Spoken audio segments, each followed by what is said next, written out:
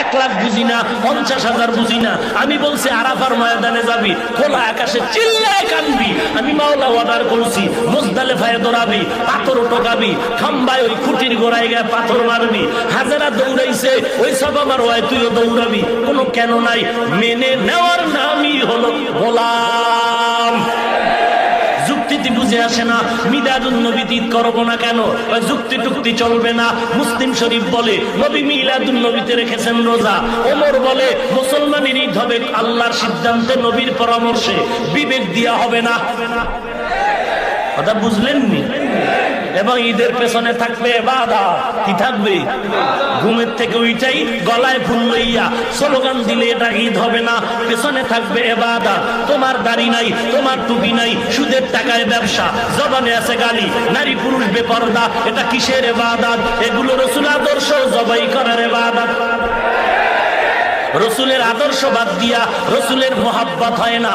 রসুলের মোহাব্বত হতে হলে রসুলের সুন্নতের আমল দিয়া হবে।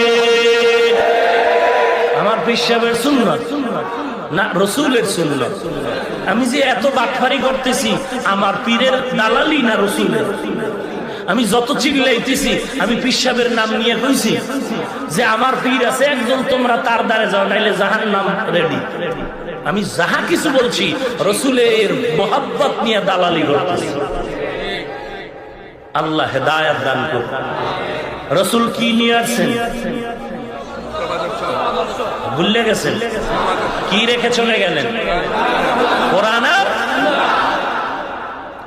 নবীর আদর্শ কত উত্তম।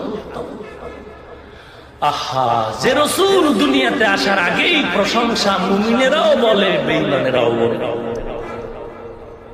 কেমন এক নবী পাইলাম রে মুমিন, যে নবী দুনিয়াতে আসার আগের থেকেই গুণগান শুরু হয়ে গেল।